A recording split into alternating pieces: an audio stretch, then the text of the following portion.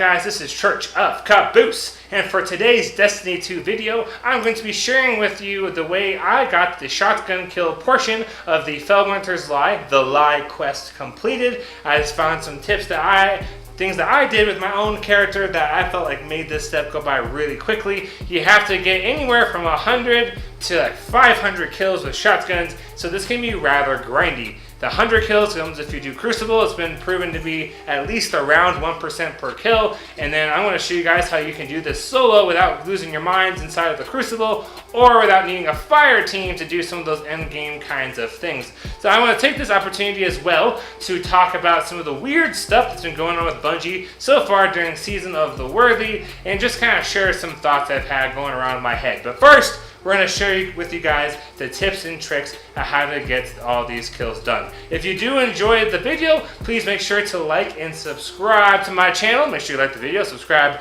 to my channel, and I want to kick this whole thing off by mods are super duper important. I made sure I put on my shotgun reserve mods, my shotgun ammo scavenger mods, and anything else like special ammo finders that would just help me out to get more special ammo. I also put on a heavy ammo finder. If you're wondering what kind of energy these mods take, make sure you have arc armor. The arc armor is what has all of your shotgun perks. You don't necessarily need to do like the dexterity. You can do the loading, but if you're worried about having slow reloads, you can do what I did, which is run on a hunter and put your dodge on. When you dodge, you get a reload. It saves you so much time, so if you do at least adjust the mods and a hunter where you dodge, you are pretty much set for what I'm going to tell you guys to do. This only took me about 2 hours to complete. I took a 40-minute segment, really sped it up, and that is the gameplay footage for you guys. Now, what activities should you all be doing?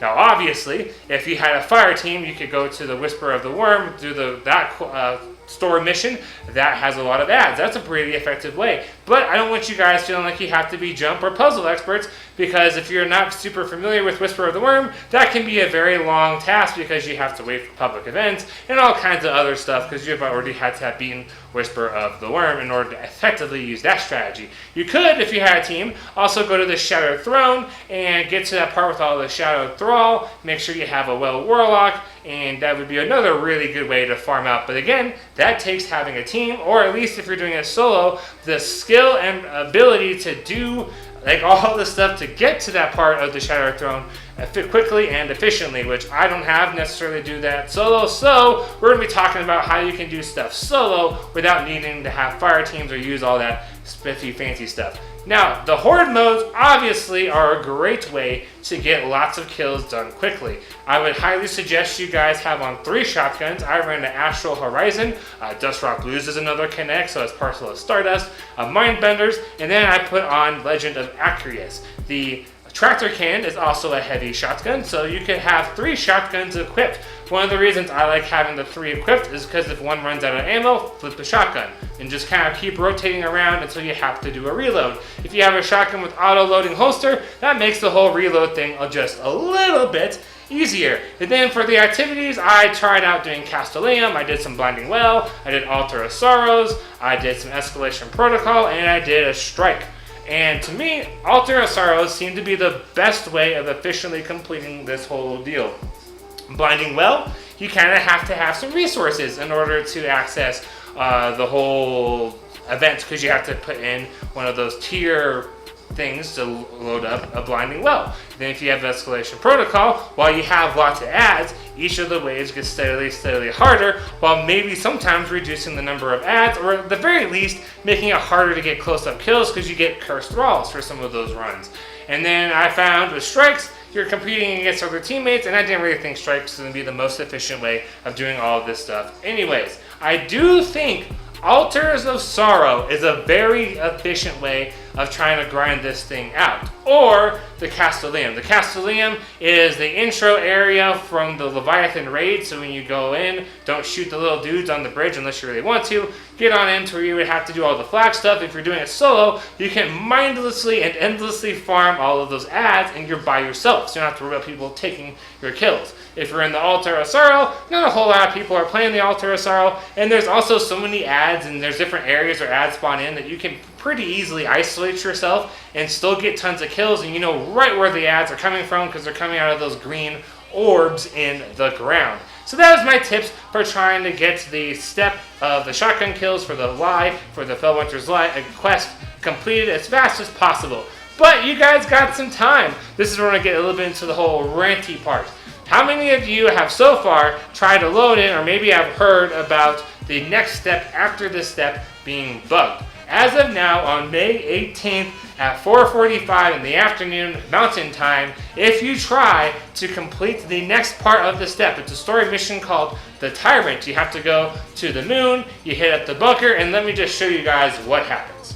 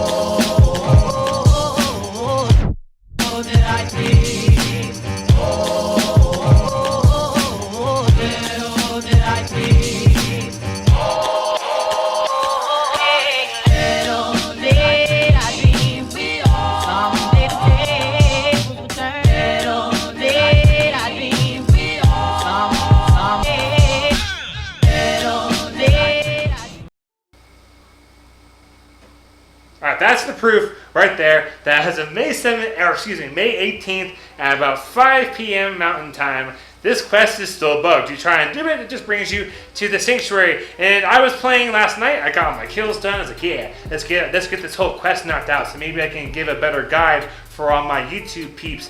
And I was like, oh no, where's this quest? I was like, where's the indicators? I was running around the sanctuary, like, where's the indicators? I was asking my wife, I was like, hey, can you look up, because she helps me with administrative kinds of stuff a lot, because she also plays Destiny. It's like, hey, can you look, is this quest bugged? Can you look it up? And she's like, ha, honey, you're not gonna believe this. Like, oh my god, what? And she goes, DMG just tweeted, if you respond to Eris when interacting with the live quest node, you're in a bugged state. We'll investigate first things in the morning. Now that's cool. It was late at night. I get, people are at work, or not work, at home. They're just trying to sleep, trying to do their family things, take care of themselves, because I believe you need to take care of yourself before you can take care of other stuff. It's one of the hippier things about myself, and as far as things I try to believe in. But the weird part with this whole shebang was when Bungie tweeted about when they were like, hey, we're investigating all this stuff. Now look at that timestamp right down there, 10:37 a.m. I presume that is my time, so for them, it was 9:37 a.m., about 23 minutes before the daily reset, and that is when Bungie decided to say, hey, we're investigating an issue. Now I'm not trying to say normal work days should always start before 9 a.m. I know I'm a bit of an early riser, but I'm a little surprised if no one that could have started looking into this or tweeted something was at work until, I guess, 9:37 their time. Surely you have folks rolling in around 8:30, and so I'm thinking what happened was folks came in, obviously probably a little tired, because who isn't a little tired waking up, especially for work on a Monday morning. And then DMG is like, hey guys, this thing happened last night. People are mad. Help, SOS. And someone's groggily looking over their cup of coffee, and it's like, oh, FML. And an hour and a half later, they decide to make a tweet about it. And so far, there's been no fix. Now, I'm not trying to say Bungie is absolutely terrible. I'm just a little bit tired of the timeline and with all of these mistakes. So far, in the live quest alone, we have the horrible fiasco that was just the introduction of the live quest. When they're like, hey, you guys gotta do 9 million Seraph Towers, and everyone was like, ha, no. And then Bungie's like, but you're gonna do it anyways because you want the loot. And then a day or two later, Bungie's like, you guys aren't gonna do it anyways, so let's make it a lot easier. And then we're all like, haha, we're going to wait for the weekend with the 10 times multiplier. Then we all do that stuff. We all stay up super late doing whatever as a community, working round the clock. And we get it done, and folks are like, yes, we might be able to have this in time for a trials day. Booyah! And then we go in, we do like, oh no, all the shotgun kills. So then people are up for hours doing all their shotgun kills. Like, oh, right. According to data mining, we should only have 2 story missions left. I'm almost there. And then a big ol' boof! Right in the, just like, hell no, hell no, hell no. Bungie's like, once again, your stuff is bugged, and we don't seem to care. Like, how many times do we have to have issues in this game? Like, if we just ignore the history of Destiny, which is full of things not working properly, let's look at just this season alone. Kick off the season, right? First day of Season of the Worthy. All those new exotics come out. Second day, half of them are just disabled. Raju's harness was only available the first day because I was able to use it the first day, and then after that on day 2 I could no longer equip it. And I looked it up and was like, oh look, ha ha ha ha, the exotic is bugged, so of course they disabled it. Oh well, live and learn, I guess. Then we had the same thing happen to that Felwinter's helm. We had the same thing happen, I believe, to Telesto. Then I think Centoseps were disabled for a while. We had a handful of exotics that were disabled due to bugs. Now we've got all those stupid ass error codes. Like, you load in, Watercrest became a thing. Like, Xbox folks, some of them weren't even able to play for almost 2 months. Then we've got, like, those beaver codes and all that other stuff that's just kicking people out of trials matches. Then we had trials, which was bad itself, and even the loot was bugged. Now, I don't mean the loot itself was bad. I mean, it is bad. But the loot itself, once the artifact was re-enabled,